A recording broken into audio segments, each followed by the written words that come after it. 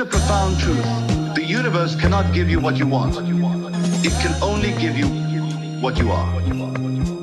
What you are. What you are. It can only give you what you are. Mic check 1 2 1 2. Let me clear my throat. Hey y'all, hey y'all, hey y'all, hey. Welcome back to another episode of The Cookout. I have been gone in and out, and I hope you guys missed me because I definitely missed you. But we have a lot to catch up on. So, first of all, we need to get some things clear. We need to clear the air with who Trika is, who Trika ain't, and I'm about to set some bitches straight. But first, and bucky and ready to fight. I bet ya I'ma throw them things away. That's best of yes, see me, I ain't nothing nice.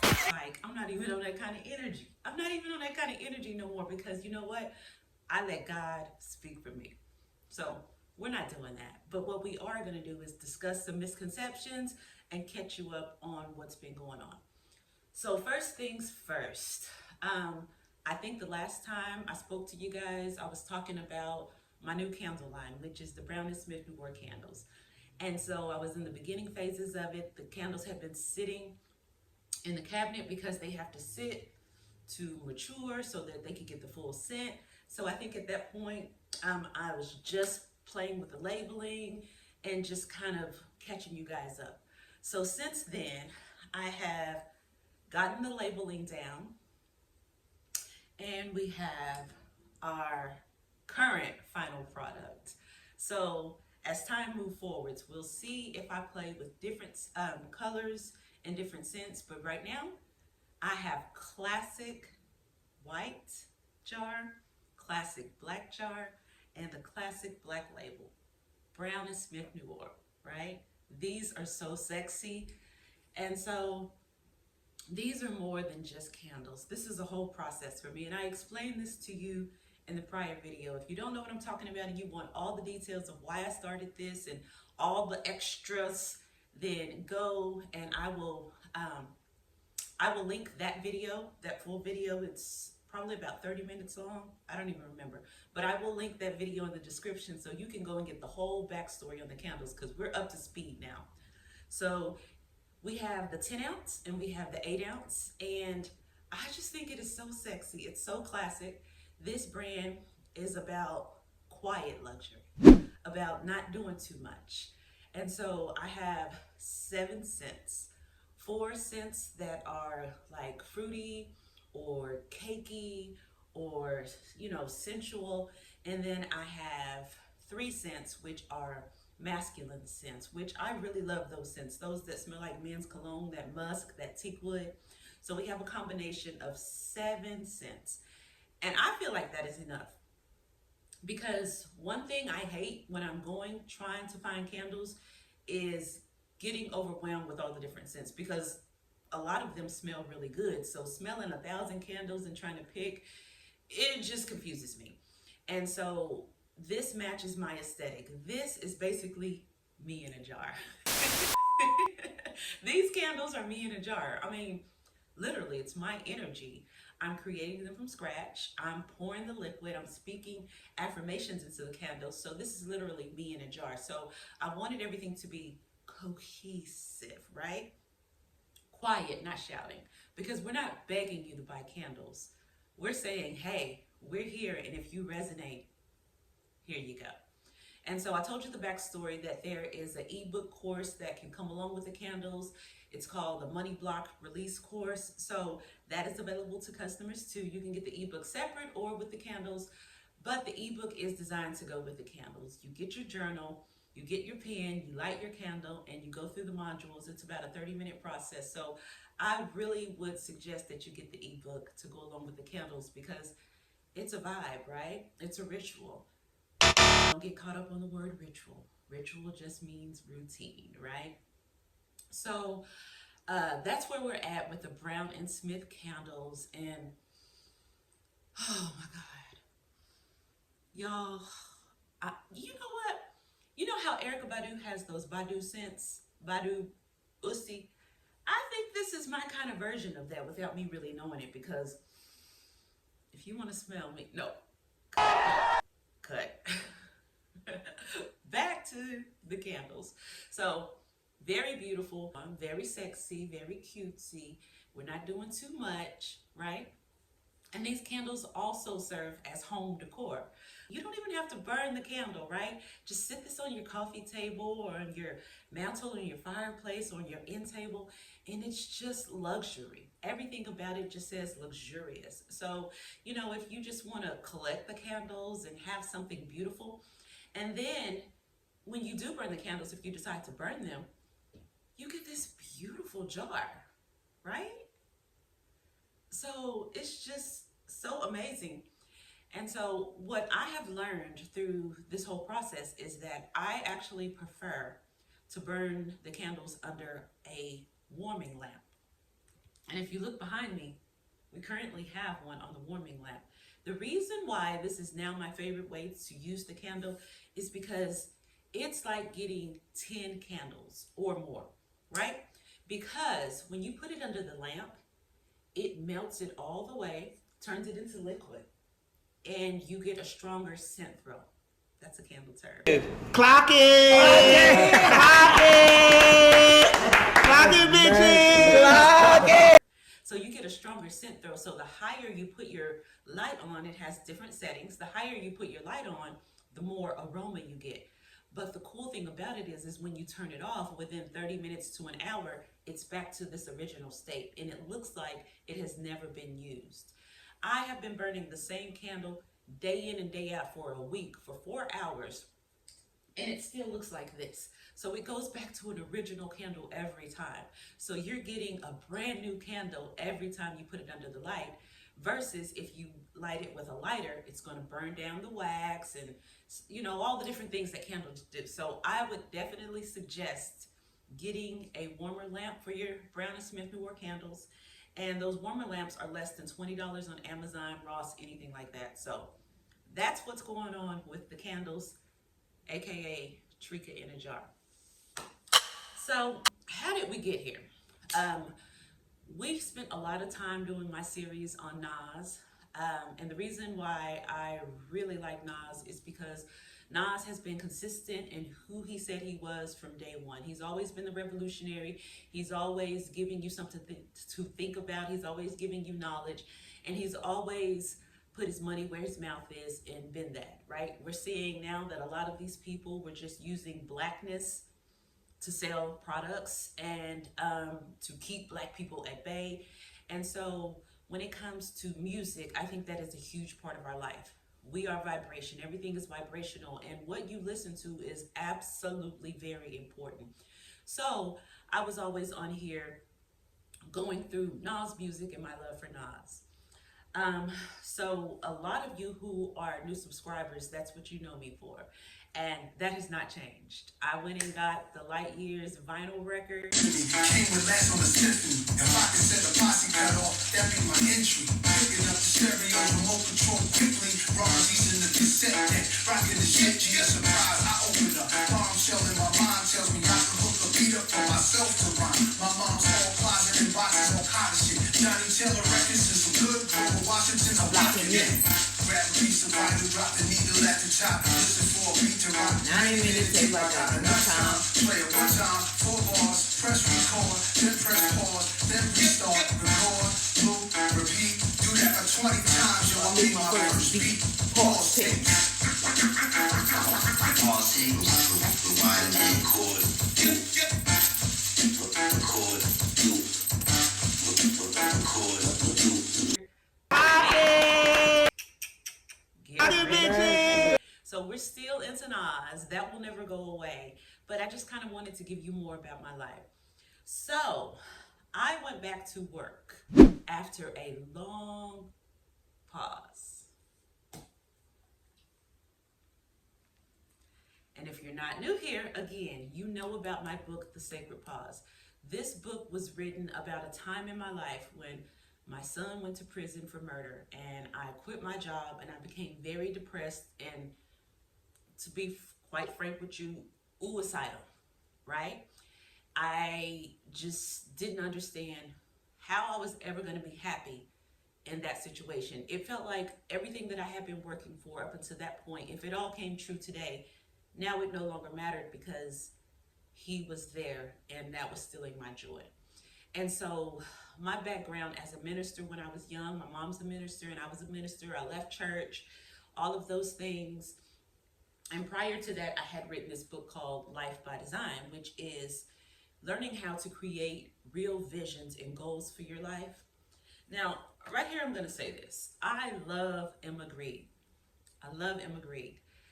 There is some controversy going on, and I think she knew that. She said, I'm going to get in trouble for this, but something that stood out when she's promoting her new book, she keeps saying, I'm going to stop people from talking about manifesting, and I'm not quoting her here, but something to the effect of, people, you can't manifest anything, you're going to have to work. I will never tell you that you can manifest your way to success. If that shit worked, more people would have more success. Ambition has to find you working, and ambition requires discomfort. And it reminded me of when Kim said, get your ass up and work.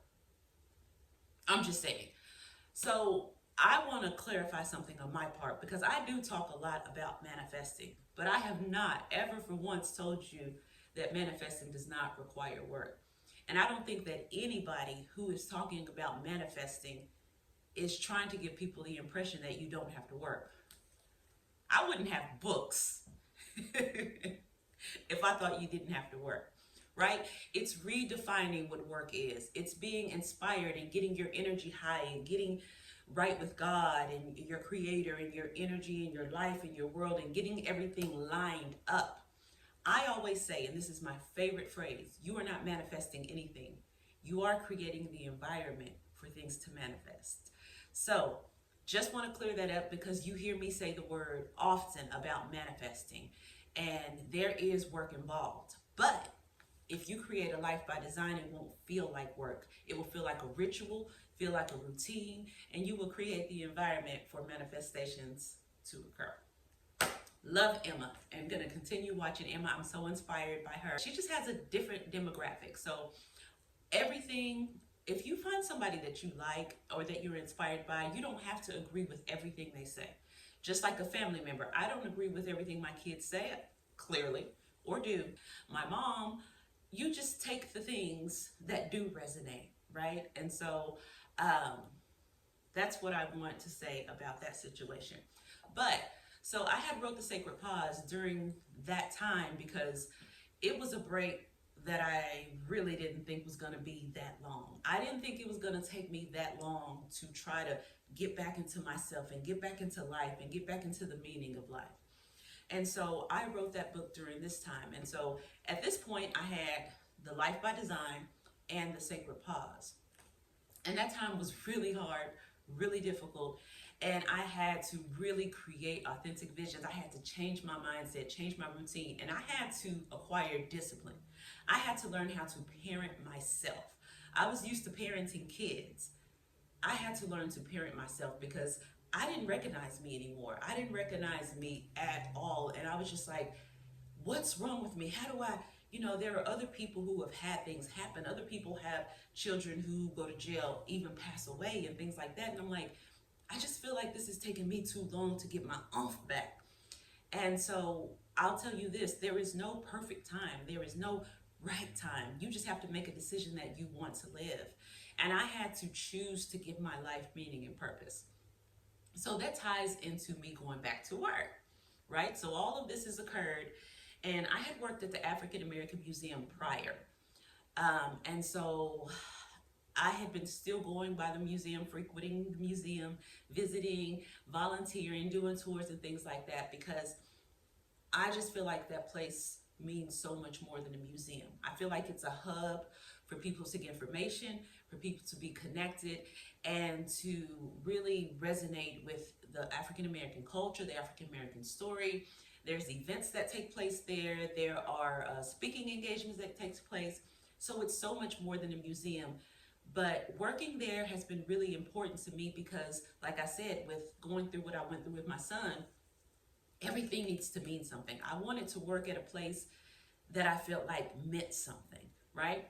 And so I left the museum, and I just kept going back, hanging out with the people and everything. And lo and behold, full circle came back around, and we got a new CEO, some new staff members, wonderful, brilliant, intelligent people, and I was hired back at the museum, right? And so for some reason, in my mind, I feel like people think it was just a fluke. Oh, she just ended up here, or no, it was by design. It was strategy. Nothing I do is on accident, but I don't go around screaming at people, oh, I did this on purpose, I did this. I let people know I have these items. I let people who want to know about me. I do not, and I repeat, I do not continue to explain to people who are committed to misunderstanding me. What I do is I show up to every room like God sent me, because He literally has. He has dealt with me my entire life. I asked God a long time ago to show me who He really was, and I went through hell and back to find out who God really was. And so I don't feel the need to stop every single person and give them my resume, give them my background. I show up as me, and those who are committed to misunderstanding me, as Mel Robbins would say, I let them, right? And so I'm back in this space, and it is intentional. When I went the first time, it was intentional. And now that I'm back this time, it is intentional. And I am so grateful for those who have felt inclined to reach out to me and to bless me and to support me and to help me. But the way I look at it is God is really in control. Nobody is hiring or firing me. Nobody is letting me do anything. God is moving on my behalf. And I take that very seriously.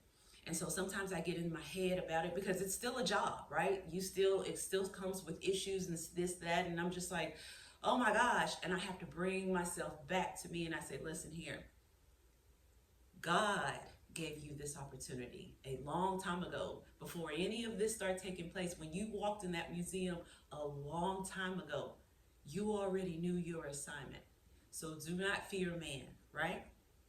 Once I made that up in my mind, I was able to reach out to someone who I feel like is a great mentor, get some great advice. And I was like, okay, remember why. And in my book, Life by Design, I say, remember your why. Let's find it here. Take care of the why, and the how will take care of itself. Right? So I had to come back to my own book, and I said, Trika, fuck the haters. Take care of the why, and the how will take care of itself. And so, some people think this stuff is not real, that I don't know what I'm talking about, or that I'm just listening to podcasts and regurgitating information. Clock it, bitches! Clock it! If that's what they want to think, let them. Because this little light of mine, I'm gonna let it shine. Oh, this little light of mine, I'm gonna let it shine.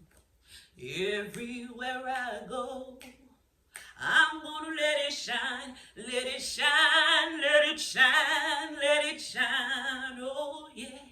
That's the version Anime was singing in What's Love Got to Do with It? So that is me clarifying some misconceptions about me, and moving forward, I will not be doing any more explaining, because I know my intentions. My intentions are to be useful, to be helpful, to spread love, to spread joy, and most importantly, to inspire specifically younger women, right? I've had a life full of topsy-turvies, ups and downs, just as anyone else has had. And that has given me the authority and the experience as an elder. I don't care if I'm 2 years older than you, 5, 10, as an elder, I do have the right. And I feel inclined to share my stories and my experiences with younger women. And I feel like that is a huge part of my purpose. And so my goal is to resonate with other women and help them and guide them and give them the naked truth, not watered down. One thing about me is I'm not afraid to tell the truth, the good, bad, and the ugly. I am an open book. I tell people all my business. And you know what? I do that so they can't use it against me. Everybody knows my son is in prison. Everybody knows I was a single mother. Everybody knows that me and my partner have a tumultuous relationship, but I love him and he loves me, and it's just the truth of the matter. I don't sugarcoat things, right? And so it is what it is. So I just wanted to come on and catch you guys up with everything and just let you really know what Trika is all about. I am about this podcast, The Cookout, because she has the tea. She has the information. She is well studied. I know Black history. I know religion. I know relationships. I know parenting. I know fashion. I know music. I perform music. I have original music. And I want you guys to go and listen to my single that I have. It is called King. It is listed in my videos as well. And it has a soft, smooth, jazzy, mellow groove to it. For your love, I'd do anything. So in love, for you this song I sing. A king in you is what I see. A face of truth in you I believe. A king you are, just right for me. Your love, I do anything. Okay, go check out that song, King. So the entire process right now is podcast, The Cookout, music, the current song, King, candles, Brown and Smith Noir, books, The Sacred Pause in Life by Design. And I think that pretty much is it for today. So thank you for tuning in to another episode, an unconventional episode of The Cookout. At this point, I think you guys have been in every room of my house. So go ahead and take off your shoes. Go get you something out of the refrigerator. Go upstairs, take a nap. Go play some pool. Go play some ping pong. I don't have to show you guys around this motherfucker anymore because, cousins, you are now family. And I'll see you next time right here on The Cookout.